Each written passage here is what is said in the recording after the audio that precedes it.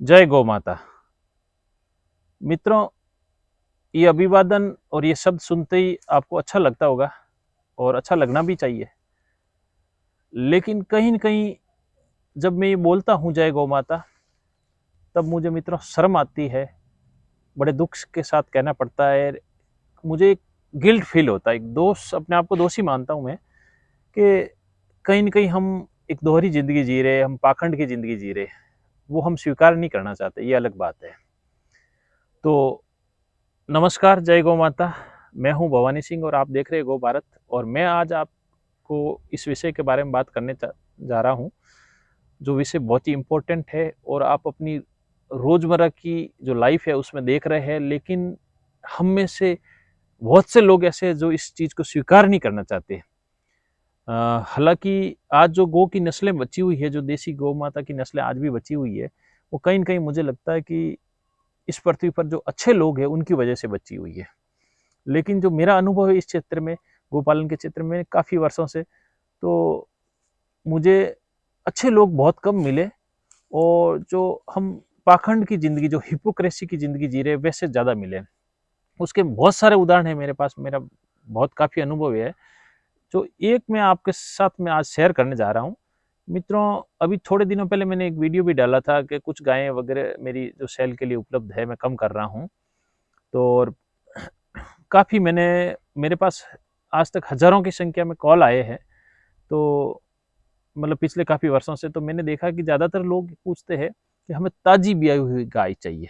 लेकिन जो उनके बात करने का जो तरीका होता है, जो भाषा होती है, उससे लगता है कि मतलब मैंने जैसे इस गायों के बारे में कहा कि भई ये होली के आस-पास बच्चा देगी।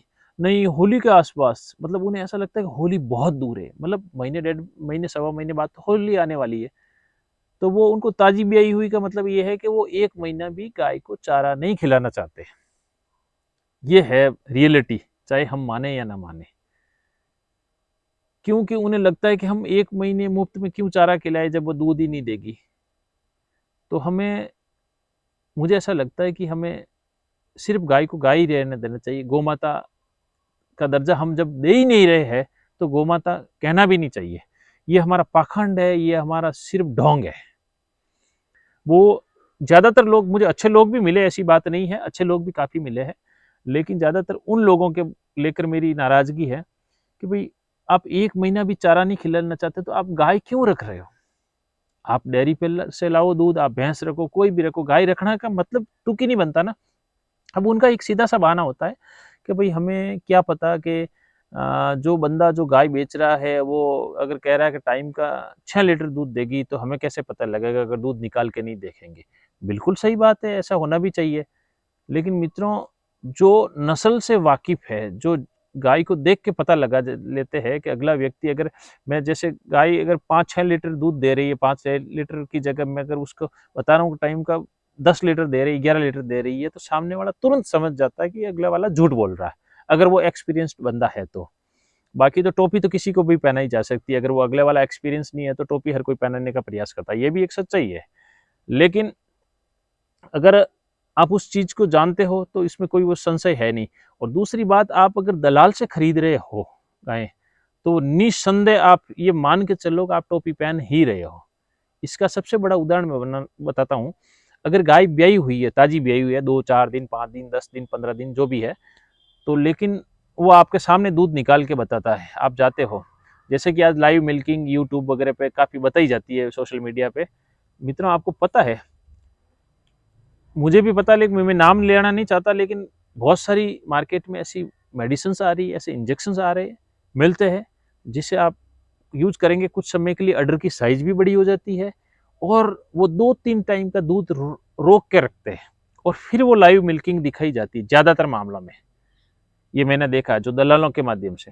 और फिर आपको जो दूध निकलता है, फिर आपको लगता है अरे यार, टाइम का तो 12 लीटर दूध दे रही है, 10 लीटर दूध दे रही है, ये तो गाय। फिर आप उसको अंधे होके लाखों रुपए में लेके आते हैं और जब आपके घर पे आती है तो वही 4 लीटर दे रही हो, 5 या 6 लीटर दे रही हो, तो फिर आप, और इसमें फिर ऐसा होता है कि आपकी अमेज़न वाली रिटर्न पॉलिसी तो है नहीं जो आप रिटर्न कर दोगे। कुछ नहीं होता, आप चिल्लाते रहो, आपको कोई सुनने वाला नहीं है। जो बेच रहा है सोशल मीडिया के माध्यम से, उसको तो दुनिया देखती, हज़ारों लोग देखते हैं, लेकिन जो ग्राहक है उसका कोई सुनवाई नहीं। लेकिन मेरे पास ऐसे लोगों के भी काफ़ी फ़ोन आए और मैंने अपनी आँखों से भी देखा है ऐसा चीटिंग करते हुए।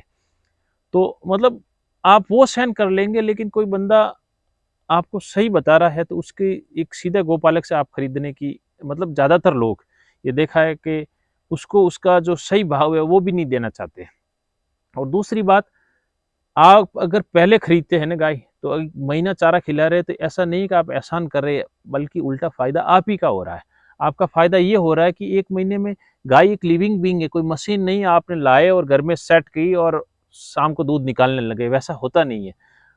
आपकी गाय आप जब मैंने ये भी देखा है कि जो पुराने मालिक से नए मालिक के पास आती है, तो कई दिन गायों के आँसू निकलते, वो नए वातावरण में ढलती नहीं है। जब ढलती कब है, जब नया जो मालिक है पुराने मालिक से भी अच्छा उसके साथ व्यवहार होता है, तब वो धीरे धीरे वो ढल जाती है और फिर वो पुराने मालिक को भूल जाती है और फिर उस नए मालिक के साथ में भी वो काफ़ी फ्रेंडली व्यवहार की हो जाती है और एक अच्छा फ्रेंडली और हेल्दी जो व्यवहार होता है उसमें फिर वो डलती है, तो वो दूध भी अच्छा प्रोड्यूस करती है। अगर गाय तनाव में रहती है, टेंशन में रहती है या किसी प्रकार का उसको भय होता है, डर होता है, तो वो दूध भी हमारे किसी काम का नहीं है, ये भी मान के चलिए। तो आप 1 महीने पहले लेकर आ रहे हैं तो फ़ायदा उसमें आपका ही है। फिर आखिर में क्या होता है कि कई बार ताज़ी ब्याई हुई लेकर आते, पिछले वाले मालिक के साथ तो वो फ्रेंडली थी, तो वो तुरंत दूध निकलवा देती थी और आपके या कोई आपके घर की जो लेडीज़ है वो दूध निकालने बैठती है या आप खुद बैठते हैं, फिर वो जैसे थोड़ा बहुत इधर-उधर पाँव करती है तो डर के आप उठ जाते हैं, या पाँव इधर-उधर निकाल दिया, लात मार दी, तो आप उठ जाते हैं। फिर उसमें ऐसा होता है कि 1-2 टाइम ऐसा चला, तो दूध अंदर ही अंदर वो जो अडर में मरने लगता है और फिर एकदम दूध डाउन भी होने लगता है। तो आपका नुकसान इससे ज़्यादा हो रहा है।